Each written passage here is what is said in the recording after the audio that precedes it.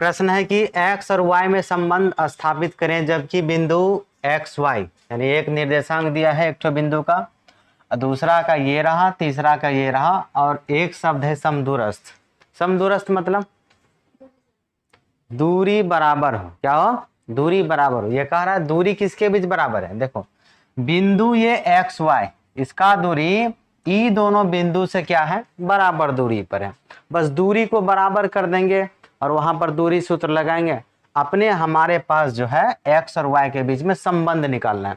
सिर्फ संबंध बताना है, मान नहीं निकालने बोल रहा है। देखो कहीं लिखा है x और y का मान ज्ञात करें, लिखा हुआ नहीं, हमको संबंध बताना है। तो सबसे पहले हम बिंदु लिख देते हैं। क्या क्या है? एक बिंदु हमारे पास है, चलो मान लेते हैं, नाम नहीं दिया है, लिखा माना। बिंदु ए का निर्देशांक मान लेते हैं 3,6, ठीक है। उसके बाद बी का जो निर्देशांक है वो मान लेते हैं, जो दिया है पहले वो सबको लिख लेते हैं, और सी का नहीं दिया है, एक्स और वाई है तो लास्ट में लिख देते हैं। हो गया। वैसे कहीं लिख सकता है, कोई दिक्कत नहीं। अब समदूरस्थ का मतलब ये वाला बिंदु जो है दोनों से बीच के दूरी क्या है? बराबर है। तो पहले देखो बनाते हैं चित्र कैसे। एक रेखा बना दिए, इस पर 3 ठो निर्देशांक है 3 बिंदु का, तो तीनों बिंदु ले लेंगे। अब दूरी किसके बीच से बराबर है? यहाँ पर सी लिख देना, यहाँ पर एक तरफ ए और एक तरफ बी। अब सी बिंदु का निर्देशांक क्या है? x, y। ए का निर्देशांक क्या है? 3,6, ठीक है। और बी का निर्देशांक हो गया -3,4। हो गया। इसका कहने का मतलब ये है, इधर देखो जब बता रहे थे यहाँ देखिएगा, इसका कहने का मतलब है ए सी का दूरी, ए से सी तक का दूरी और बी से सी तक का दूरी बराबर है। बी से सी तक का दूरी क्या है? बराबर। यही तो कह रहा था कि एक्स वाई बिंदु 3,6 और बिंदु -3 और 4 से समदूरस्थ है। ये वाला बिंदु इस बिंदु से और यही वाला बिंदु इस बिंदु से दूरी में क्या है? बराबर है। तो दूरी बराबर कर देना है। इसका अर्थ हुआ कि ए सी बराबर क्या होगा? बी सी, ठीक है। यानी कि ए सी का दूरी और यहाँ से यहाँ तक बी सी का दूरी क्या हो जाएगा? बराबर होगा। तो वही दूरी निकाल लेना, वही दूरी। अब दोनों का दूरी सूत्र से निकालेंगे। दूरी निकालने के लिए दूरी फॉर्मूला आना चाहिए। दूरी फॉर्मूला आता है निर्देशांक ज्यामिति में। अगर दो बिंदु के बीच का दूरी निकालने कहा जाए तो निकालने आता है, सूत्र आता है, फॉर्मूला। हाँ, तब फॉर्मूले याद नहीं तो दूरी सूत्र कितना बार लिख दिए? ये दूरी सूत्र यानी, तो दूरी सूत्र हमारा होता है √अंडर x2 - x1 का whole square plus y2 - y1 का होल स्क्वायर। जब भी दो बिंदु के बीच दूरी कहाँ निकालने जाए तो यही होता है, दूरी सूत्र बराबर √अंडर x2 - x1 का whole square plus y2 - y1 का होल स्क्वायर। ये दूरी फॉर्मूला, ठीक है। यहाँ भी हम AC के बीच का दूरी निकालेंगे, BC के बीच का दूरी निकालेंगे, ठीक है। इसके लिए हमको x और y चाहिए। तो यहाँ अगर AC का निकालेंगे तो यहाँ A हुआ, यहाँ C हुआ, तो ये हमारा x1 बनेगा। पहला बिंदु x होता है, बाद का y होता है, तो ये हुआ हमारा y1।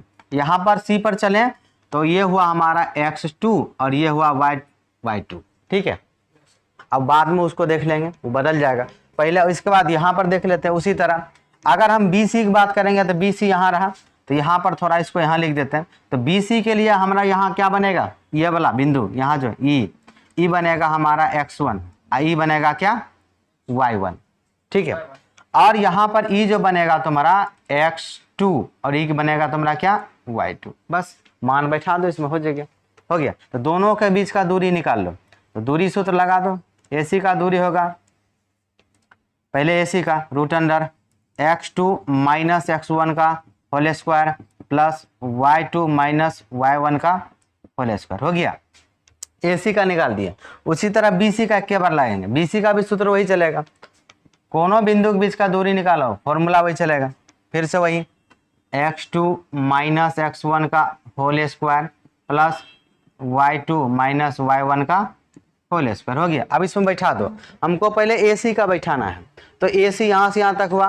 कहाँ? x2, तो x1 ये हुआ, x2 ये हुआ। x2 की जगह क्या है? x के है, तो यहाँ पर लिखेगा x - x1। तो x1 क्या है? 3, हो गया। इसका करेंगे हम होल स्क्वायर प्लस y2, तो y2 देखो कहते हैं y2 कहते हो गया y2 कहते हैं ये दोनों नीचे वाला उधर का BC के लिए, ऊपर वाला इधर AC के लिए, तो y2 हुआ y माइनस y1 कहते हो गया 6, y1 कहते हो गया 6 हो गया। अब इसका भी होल स्क्वायर करो बराबर उधर चलो। अब इधर देखो इधर में बैठा, अब इधर किसका दूरी है BC, तो B यहाँ है और C यहाँ से पहले x2, तो x2 कहते हो गया -3, x2 कहते हैं माइनस का 3 और माइनस x1 कहते हैं x1 वहाँ यहाँ पर रहा, तो ये हुआ x1 कहते हैं x हो गया। अब इसका कर दो होल स्क्वायर प्लस इसमें अब लगा y2 कहते हैं 4 हो गया 4 माइनस y1 कहते हो गया y1 कहते हो गया y, इसका करो होल स्क्वायर हो गया। अब इस पर भी वर्गमूल चढ़ा देते हैं, दोनों तरफ वर्गमूल है। अब सबसे पहला काम है जो दोनों तरफ जो वर्गमूल है ना हटाना। दोनों तरफ वर्गमूल कैसे हटाएंगे, अगर दोनों तरफ स्क्वायर कर देंगे तो वर्गमूल अपने आप हट जाएगा। कैसे, जैसे देख लो, जैसे यहाँ पर लिखा हुआ √2, हम चाहते हैं इस पर से भी वर्गमूल हट जाए, तो इसके लिए तुमको क्या करना होगा, इसका स्क्वायर करना होगा। क्या करना होगा, हाँ स्क्वायर का मतलब होता है उसी चीज को 2 बार लिखा, √2 गुना √2, तो ये 2 बार गुना होता है समान चीज रूट में, तो एगो चीज बाहर आता है, रूट क्या होता है खत्म हो जाता है, तो वही तरफ। तो तुमको क्या करना होगा, दोनों तरफ वर्ग, इधर भी स्क्वायर कर देंगे इधर भी स्क्वायर कर देंगे, लिख देंगे दोनों तरफ वर्ग करने पर, ऐसे लिख देते हैं दोनों तरफ वर्ग करने पर। वर्ग किए तो ये रूट खत्म, इधर से ये वाला रूट खत्म हो गया। ठीक, वर्ग करने के बाद जो बचेगा वो लिखेंगे। वर्ग करने के बाद जैसे ई पूरा खत्म हुआ तो यहाँ से पूरा अंदर की चीज लिखाएगा, ये पूरा अंदर की चीज लिखाएगा। तो लिखो, तो बचा क्या x-3 का, हमारे पास बचा x-3 का होल स्क्वायर और यहाँ पर प्लस y-6 का होल स्क्वायर। ठीक है, और इधर इस तरफ इधर बचेगा -3 माइनस x का होल स्क्वायर और प्लस का 4 माइनस y का होल स्क्वायर, 4 माइनस y का होल स्क्वायर, यही ना बच्चा। अब यहाँ पर तुम एक फॉर्मूला लगाओ सब में, इसमें a माइनस बी का होल स्क्वायर, सब में a माइनस बी का ही होल स्क्वायर लगेगा। a माइनस बी का होल स्क्वायर आता है ना, क्या होता है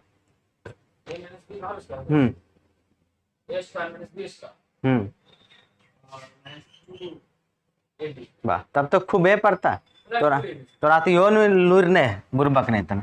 a माइनस बी का होल स्क्वायर होता है a square plus B square minus 2ab। फॉर्मूले जब याद नहीं रहेगा तो कैसे बैठाओगे, आए बताओ। a माइनस बी का whole square a square plus B square minus 2ab, उस पर सब तो चीज को तोड़ो, हो गया। यहाँ से इसमें लगा a स्क्वायर, ये b हुआ तो प्लस b का स्क्वायर माइनस 2 गुना एक मान करते हैं x और b का मान करते हैं 3, एगो में लगाए प्लस लगाओ, दूसरा में चलो इसमें भी ये हुआ a का स्क्वायर प्लस b मतलब 6 का स्क्वायर माइनस 2 गुना एक मान कितना हो गया y गुना b का मान कितना हो गया 6, बराबर लगा। उस तरफ चलो, अब उस तरफ भी वही लगाएंगे। उस तरफ बहुत जगह मेरा a स्क्वायर, एक जगह क्या है इस बार -3 है, एक जगह क्या है -3, तो a स्क्वायर हो गया प्लस बी स्क्वायर, बी की जगह क्या है x, तो बी स्क्वायर और -2 गुना एक मान कितने हैं, इस बार -3 है, एक मान कितना है -3 गुना बी का मान कितना x हो गया।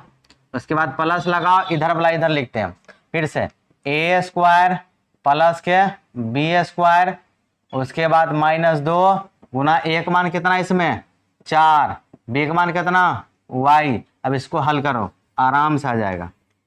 ठीक है, सबसे पहले स्क्वायर तोड़ो, x स्क्वायर वैसे रहेगा 3 का स्क्वायर हो गया तुम्हारा 9 माइनस यहाँ से यहाँ तक गुना है तो 3 दूनी 6x, कितना हो गया 6x प्लस के y स्क्वायर आया और 6 का स्क्वायर कितना हो गया 36 हो गया, और यहाँ पर माइनस और 6 दूनी 12y, यहाँ से यहाँ तक कितना हो गया 12y बराबर, इधर -3 का स्क्वायर 9 प्लस में बनेगा, क्या बनेगा -3 गुना -3 9 बनेगा। ठीक है, 9 और प्लस के x स्क्वायर और माइनस यहाँ पे देखो माइनस माइनस की होगा, यहाँ से यहाँ तक गुना है तो माइनस माइनस प्लस बनाएगा, और 3 दूनी 6x, 3 दूनी 6x प्लस, अब इधर वाला चीज 4 का स्क्वायर 16 प्लस के y स्क्वायर और माइनस के यहाँ से तक गुना है 4 दूनी 8 हुआ है, 4 दूनी 8 हुआ है, हो गया। अब क्या करते हैं, बीच में तो यहाँ बराबर है, यही ना बराबर है, हाँ यही बराबर है, 3 3 यहाँ बराबर है। उसके बाद जो बराबर किस पार, बराबर किस पार, चिन्ह के साथ बराबर काट दो। अब बाकी जो बचेगा इस पार ले आएंगे। एक्स स्क्वायर यहाँ भी है, एक्स स्क्वायर उस तरफ भी है, तो ये बराबर ये भी बराबर है, कट गया। और उसके बाद देखो संख्या में 9 प्लस में है, यहाँ भी संख्या में 9 प्लस में, ये दोनों भी कट गया। वाई स्क्वायर यहाँ प्लस है, वाई स्क्वायर यहाँ प्लस है, दोनों वाई स्क्वायर कट गया। और कोई कट रहा है? नहीं कट रहा है। जो कट रहा है सबको बराबर किस पर ले, पहले इस तरफ वाला सब लिखो। यहाँ बचा माइनस के 6x, आगे बढ़े प्लस का क्या बचा 36, माइनस के 12y, उधर से जो आएगा चिन्ह बदलेगा, प्लस के 6x माइनस के 6x, माइनस के 6x और प्लस के 16 माइनस के 16, अब माइनस के 8 बन जाएगा प्लस के 8y, अब बराबर के उस पर क्या बचेगा, सब चीज उठा के ले आया तो उधर क्या बचेगा 0, 0 क्या लिखेगा हमें आए। अब सरिया लो x वाला, ये माइनस का 6x माइनस का 6x, तो माइनस माइनस प्लस, 6 6 12 माइनस के 12x, हाँ प्लस का नहीं माइनस के 12x। और y वाला लिखते हैं, y वाला को यहाँ पर है गो, यहाँ पर है, तो माइनस के 12y प्लस के 8y, माइनस प्लस माइनस घटेगा, 12 में 60 गया 4y माइनस के 4y हो गया। अब संख्या देखते हैं, 36 यहाँ पर 16, तो प्लस और माइनस हुआ माइनस घटेगा, और 36 में से 16 गया 20, कितना बचेगा प्लस का 20, का है कि 36 जो बड़ा है, बराबर क्या बचा 0। पूरा समीकरण में 4 से भाग जा रहा है, 4 कहाँ 4 से कि 3 बार में, ये एकदम ही 5 बार में, पूरा समीकरण में 4 से भाग देने पर लिख दो, पूरे समीकरण में 4 से भाग देने पर दिया। 4 से 12 क्या बार में कटेगा, तो माइनस 3x हो गया, माइनस 4 से 4 एक बार में, सिर्फ y, सिर्फ क्या बचेगा y और प्लस के 5 बराबर 0। शुरू में माइनस नहीं होना चाहिए, शुरू में माइनस हटाने के लिए पूरे समीकरण में क्या करते हैं माइनस से गुना, उसको लिखते नहीं। अगर माइनस से गुना करेंगे सबका चिन्ह बदलेगा, माइनस वाला प्लस हो जाएगा, प्लस वाला यहाँ माइनस है तो ई बन जाएगा तुम्हारा प्लस के 3x, यहाँ माइनस है तो प्लस का y बनेगा, आई प्लस है तो बन जाएगा माइनस के 5 बराबर 0। तो हमारा यही एक संबंध हुआ x और y में, बस इतने आंसर हुआ, यही संबंध हमको निकालना था।